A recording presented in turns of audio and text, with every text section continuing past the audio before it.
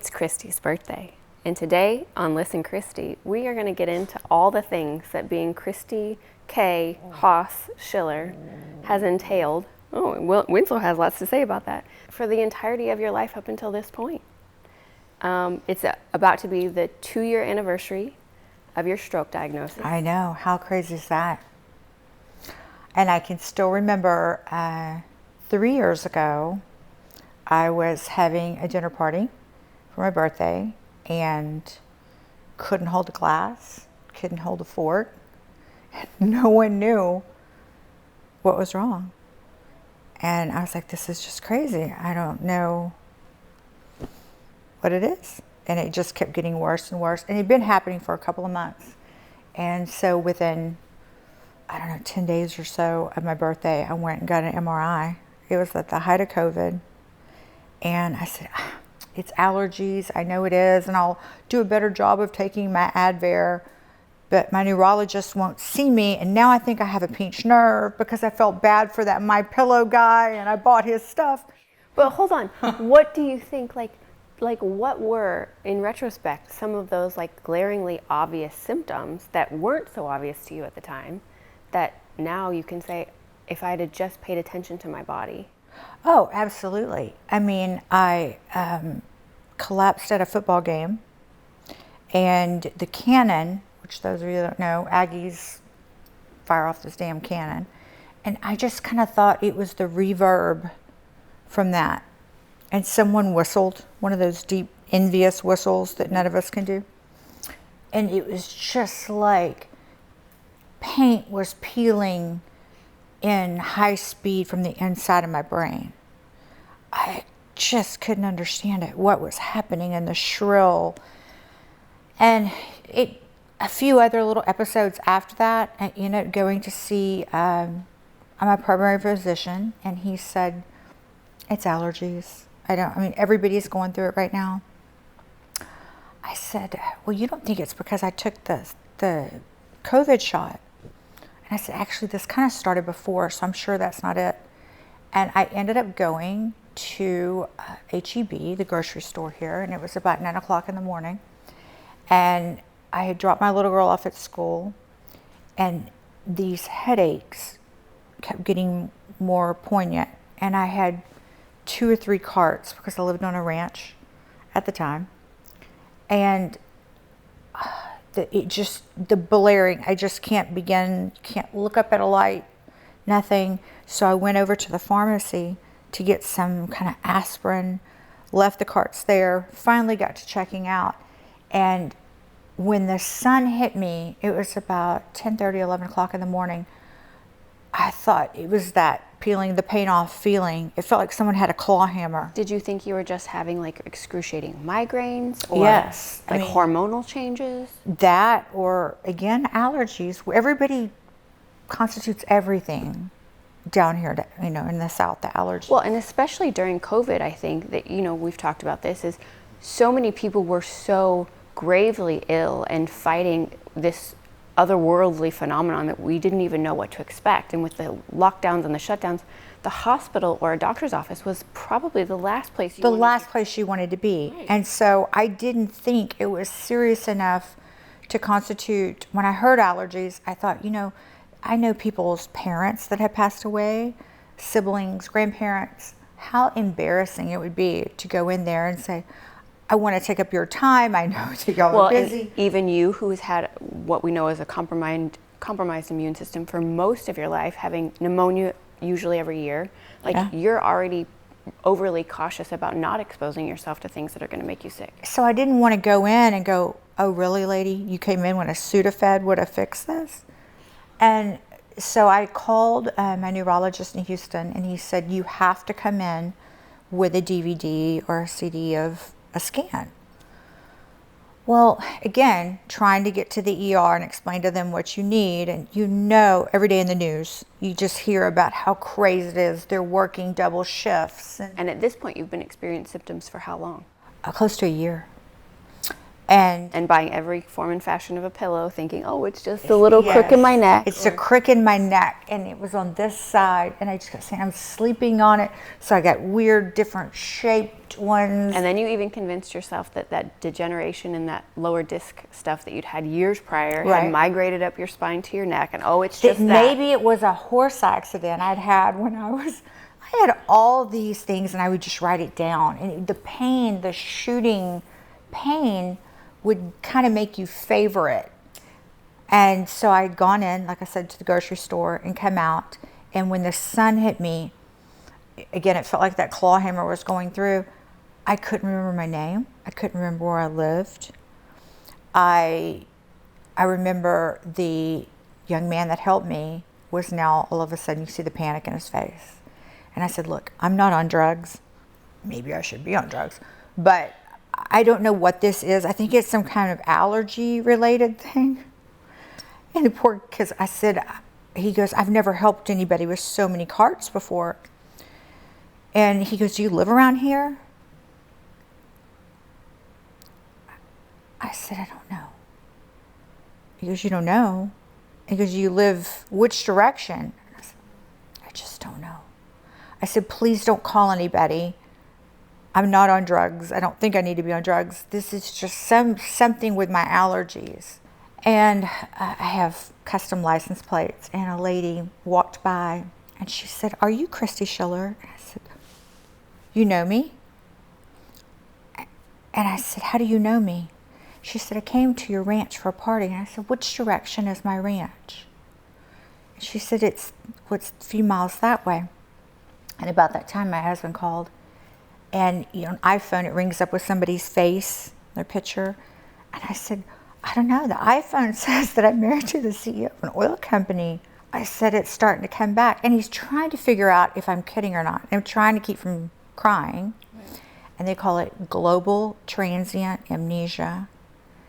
And it's like something out of a Lifetime movie. But you already, aside from that moment, you already had kind of realized that you were having some short-term memory issues, right? Definitely some short-term. You could tell me something, and immediately it's like I never heard it. So I would carry a little tablet with me, and if I was having dinner or I'm writing all kinds of notes. Or take pictures of the places you Take pictures of the places where I walked in because I didn't remember me being there. I mean, there was no alcohol involved. There was nothing had changed. Nothing in my diet. And except for however I was sleeping on my neck that was just killing me. Now, was there anybody in your family that realized that this needed some additional attention? I ended up going to my primary care physician twice, and he said, look, I'm not going to order all these tests. That's going to expose you to more people that are sick. All it is allergies. So he gave me some more allergy medicine. And he said, try alternating heat and ice. Well, it just felt like it was resonating. I couldn't describe it. Yes, it hurt there, but it felt like it was just burning through my whole head. And so a friend of ours here in town is an orthopedic surgeon for Texas A&M. And he said, he's not going to see you without one of those discs. He said, why don't you do this? We open like at 8 a.m. I'll come in at 7. I'll bring my tech. We'll put you through the MRI machine. I'll just hand you the disc. You won't be exposed to anybody, and you can take it straight to your doctor in Houston. Sounded like heaven. Well, I realized that morning, looking back on it, I had problems trying to open the car door, to open the door where we were going in to the doctor's office. But was just so excited I was going to get this farther in the program and not get COVID. So I remember it was about 25, 35 minutes that, you're in that machine, and I'm trying to get dressed, and I'll never forget, I had a black, like a button down, and I was leaning up against the wall, trying to hold the hole open, and I realized this has become my norm, trying to fish the button through. And about that time, knock, and the door opens, and it's my doctor. And he says, and the hallways, everything's very dark because they haven't opened yet. He said, come in my office. And he just looked white.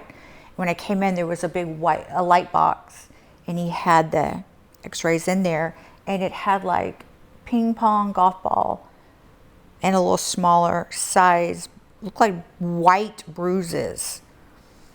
And I thought for sure, I've got a brain tumor. And I said, is that a brain tumor? And he says, no. And so I said, well, I'm thinking I missed that day of medical school. What's going on? He said, you've had strokes. I said, I don't smoke. I don't drink. I mean, what? He said, you've had massive strokes. He said, you've had 5 in the carotid. Wow. He said, now the older ones that are more faint. Now, could they tell from the images how old the older ones were? He said they go back, it would be like 6 to 8 months. You could see they're like bruises. They get correlating darker, yes, in the beginning, and then they get lighter as time goes on. You could just see the different like masses that were in there. So what was the next step?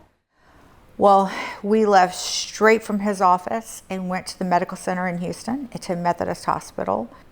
And we proceeded to do tests. And I have the most amazing vascular neurologist. And her name is Dr. Tanu Garg. You've sent many people to her. Many people. She, when so many people came through and it's like, oh, we have a case study and we don't know how she's got there, no history of, nothing, and they're happening all in a row.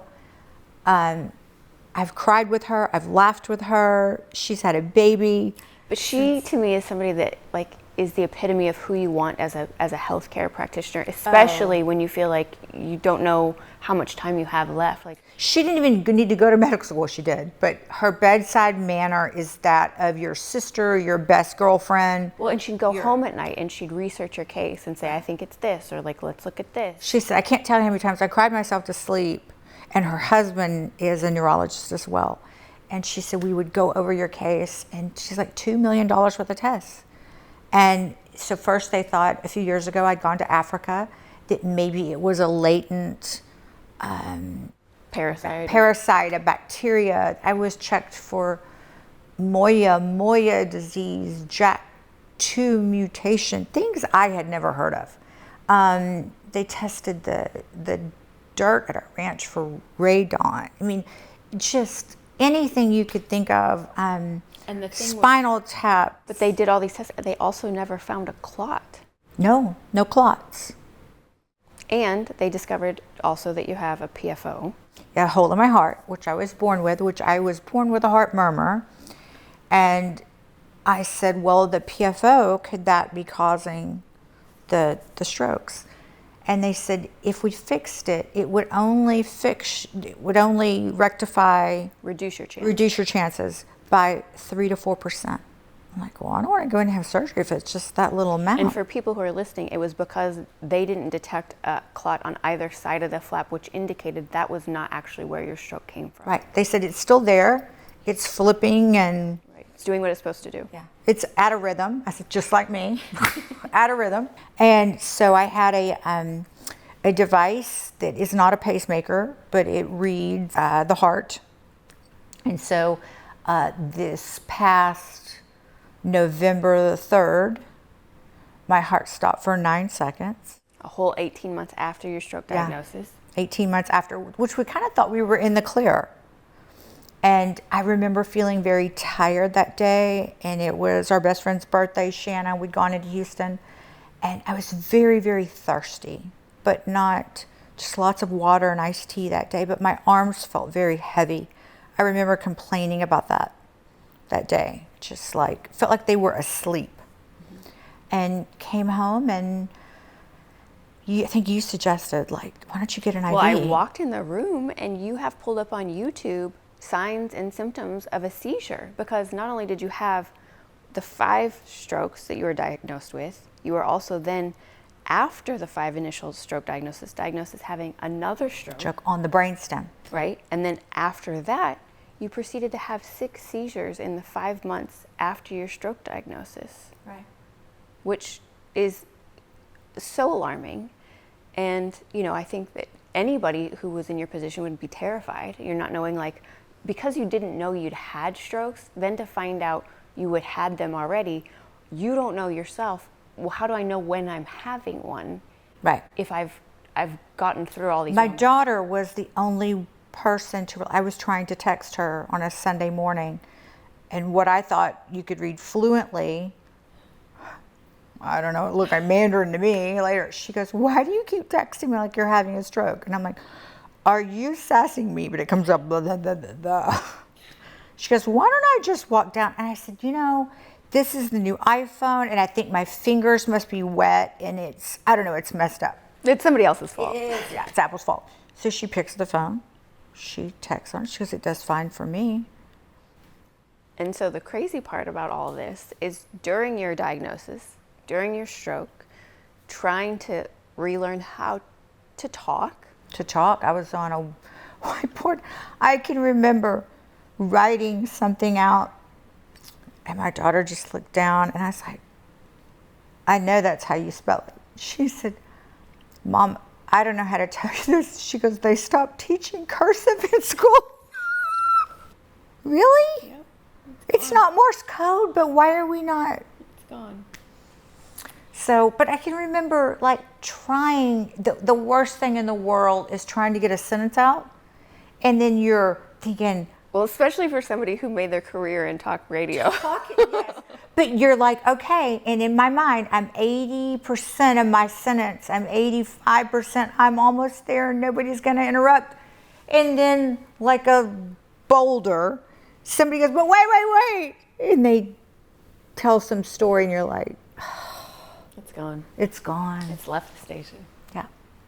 I can't start over. And that to me is the most ironic part of our meeting and becoming friends was, I think I've maybe mentioned this before, but it was during your health kind of scares. I was living in San Francisco and getting ready to start a nonprofit of my own, and we were going to, you know, rescue dog meat dogs from Korea and every little creature that needed saving. And I thought long and hard, and I realized I had no idea what I was doing. I looked on the internet and I was like, I have to find somebody who has done an animal charity that has been wildly successful if I'm going to learn anything about how to do this right.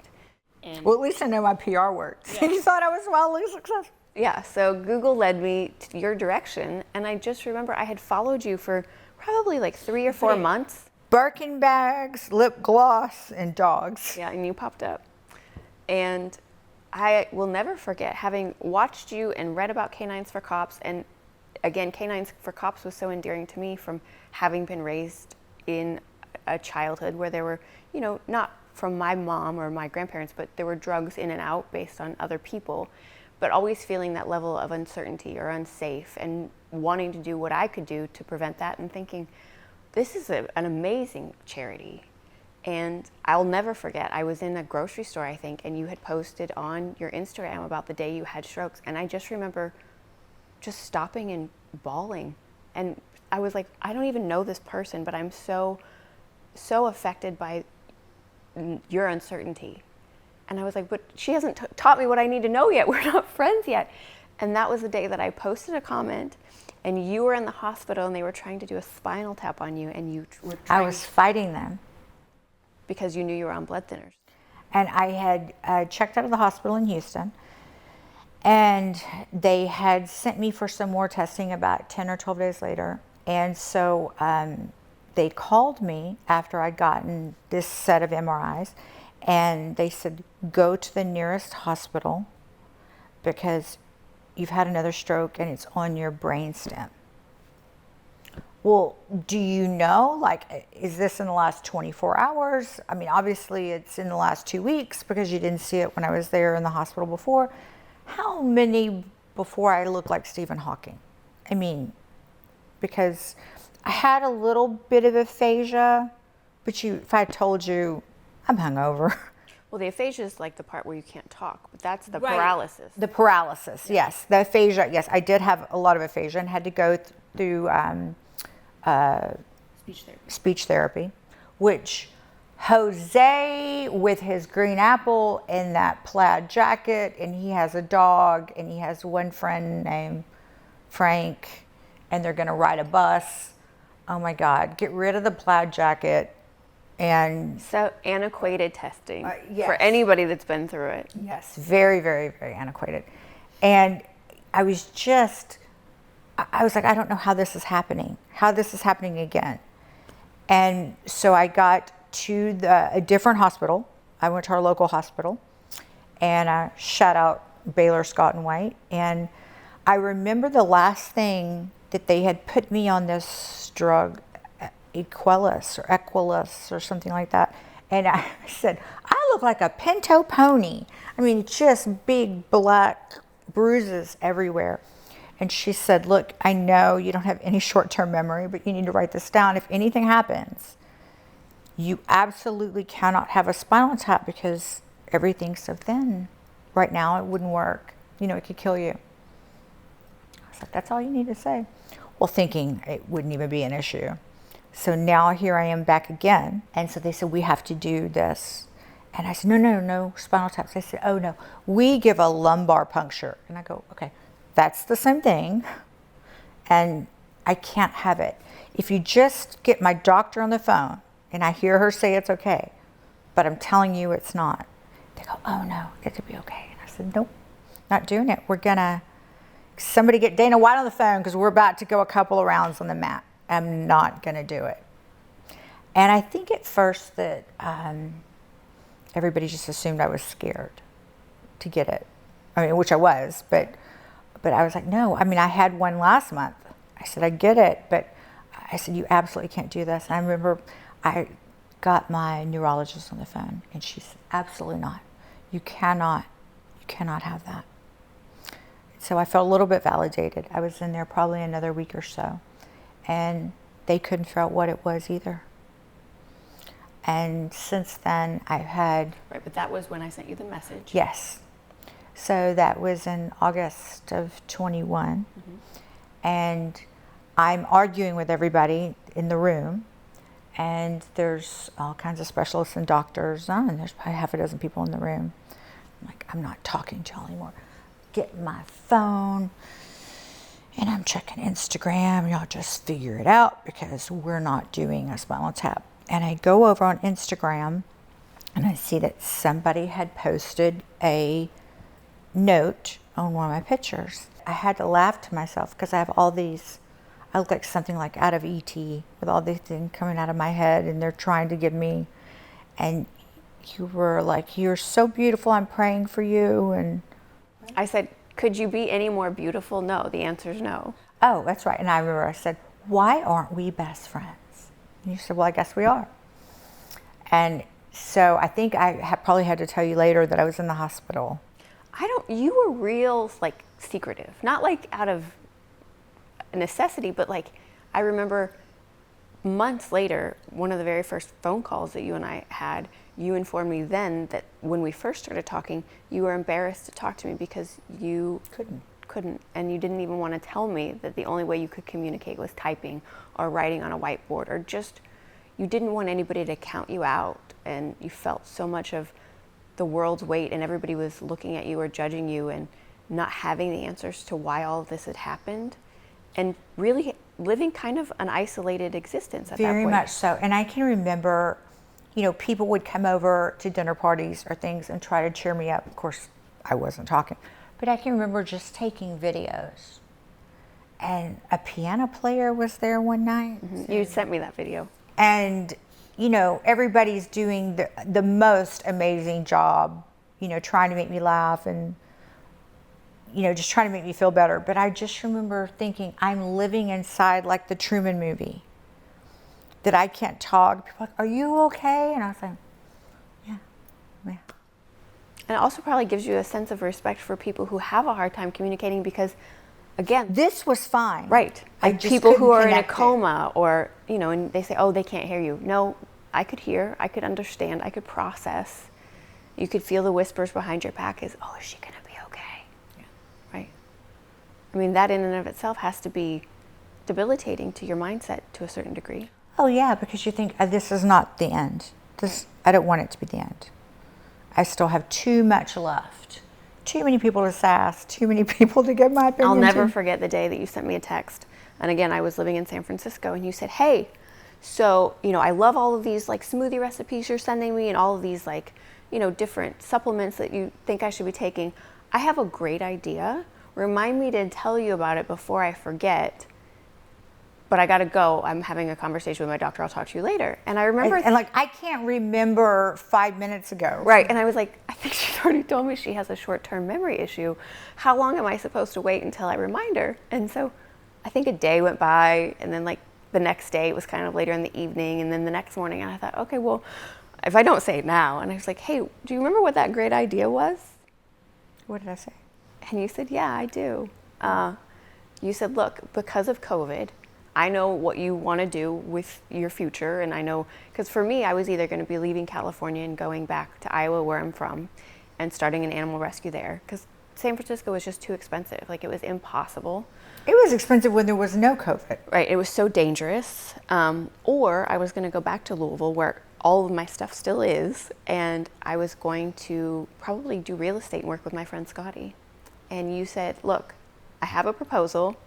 I can't get help right now because Texas A&M is shut down, so we don't have... Yeah, I would get all my great workers from the Mays Business School. And I was out one day, and you sent me all these pictures. You said, this is my ranch. These are the cabins.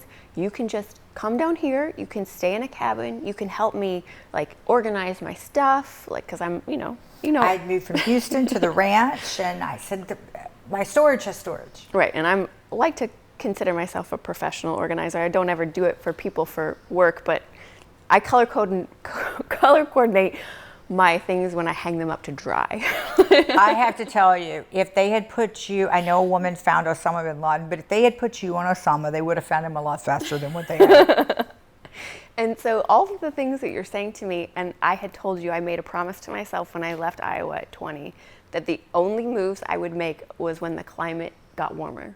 So I had gone. Sister, we're going to test it. So I'd gone. Because every day when you walk in down Texas and go, it's so hot. And I go, baby, this is the preheat on the oven.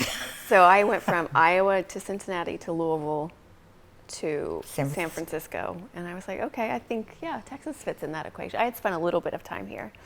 And you said, we can do canines. We've got to reinvigorate canines. We have to like revitalize the brand, get it out there on the mass scale. I said, because I can't talk. Right. And I was like, I don't know if I'm equipped for this, but it seems like I was in the best place possible for my life to roll the dice and really like just say a prayer and hightail it to Texas. And so I'll never forget. I remember asking you, you're not crazy, and it would be an added bonus. Do you know sign language? You're like, no. I'm like, okay. I said, here's the deal. At the end of the day, I cannot let my cops down, and I can't let these kids down. We coined the phrase, we can't let your legacy die. Yeah. Before, it got off the ground. Like really evolved past you, And I remember I was leaving San Francisco, and I said, look, let me just get home, celebrate Thanksgiving and Christmas with my family, and then I'll be there. And you said, okay. And you said to me, you were like, I don't know if my family believes me that you're coming. Right. I would write out that, that I had somebody that was going to come help me. You said, she's coming, she's going to help me get healthy, get all my stuff in order. Yeah. And everybody would just kind of look at me and, bless her heart. So since all of that, and since me coming down to the ranch, I would say that we have put in a valiant effort at trying to get you healthy to a degree that most people cannot wrap their head around. No, absolutely not. Even my neurologist is like... It's honestly the biggest blessing for me to get to witness people who've been in your life for a long time, since you were a little girl, coming to see you or spend time with you now, and I've seen people cry to spend time with you who said, I didn't ever know if I was going to get to see that Kristi again. And, we've taken some road trips across the country. I think some road trips. We put 75,000 miles on my car. Well, look, you can't afford to fly private anymore. Well, no, but, and I also, they still don't let me drive. Right, and I prefer to drive, so. And we usually have enough luggage in tow that it's like, do I really want to have to deal with all that at the airport? No, let's just chuck it in the car. Then you can pack all of your stuff. Lincoln Navigator, I was an Escalade girl, tried and true. I had 13 of them over the years. And I was simple. Give me the black one with, I don't know, whatever color interior it had. But if they would do some type of plug-in porta potty in there, We never have to with a stop. NASA diaper, send me some, never have to stop. It's got a thing for the Arctic, give us a thing for the to cool the drinks. And I mean, it's got all that. We could live in there. Right. And so getting ready to turn, the age you're getting ready to turn, and the inspiring that you want to do for people who look up to you or people who I can't remember where we were the other day, but somebody said, I need to see your ID. I was clapping like a seal. And I realized since I don't drive, I don't carry mine. You do. And I was like, she carries it. But, I was so excited. I was like, oil prices are up and I just got carded. Woo-hoo! It's going to be a great week. But you know what? Write down a gratitude journal. Made all the difference in the world. You know what? If 40 things pissed you off this week, that your electric gate didn't open. Somebody, the UPS person didn't leave the package where, and you have to get on the phone to Amazon. All these things that happens during life, but then also keep a row of what you're grateful for. It's all about perspective. You're happy to be alive. You're happy. Absolutely. I mean, when's the last time you remember feeling this healthy, this well in yourself? Well, according to all my friends, it's like, oh my God, you've looked like shit for years. You look great. And I'm like, where were y'all? Well, nobody said anything. Nobody said a lot of shit. But, I always thought that if I took care of the part that people could see, because I have been from an infancy almost about my skin. Sunscreen. And I wore sunscreen before it was a thing, when it was like bullfrog and it looked like you put Colgate on your face, because I grew up on a beach town and on the Texas Gulf Coast, and I always took such great pride in my skin.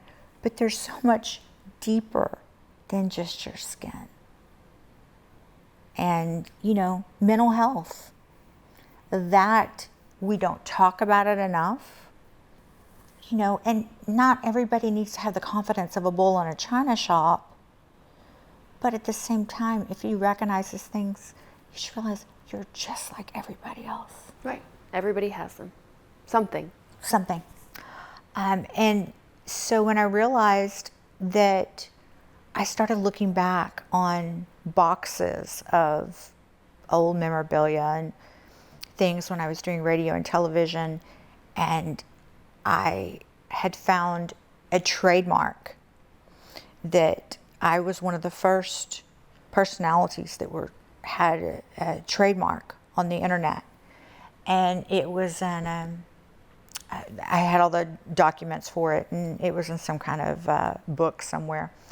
But I thought to myself, I was doing exactly then what people told me, the internet's not going to be around.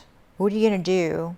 You're going to give up a great career in radio. Of course, radio's not thriving now since the internet, but it's like you're going to give up that where you have dental to chase something. But what if it's not? What if this really is a thing? But if you had trusted a little bit of your own inner knowing just a little bit more. And I look back and I think, okay, what would I do? I'd start right from the beginning. And I remember we were, it was in the winter, we were driving back and forth, to Vegas. And I said, we should have a podcast. And that's how all this came about. So here we are. This will be our episode number 35. So if you're... The same as my birthday. Not even. So yeah, if you're joining us for this episode, we're so happy to be here. We're so happy to have Kristi alive and healthy and thriving and ready to change the world. And I'm going to go get your cake. All right, well, happy birthday, Kristi. Thank you. We'll see where we are a year from now. Say goodnight, Lucy. Good night, Lucy.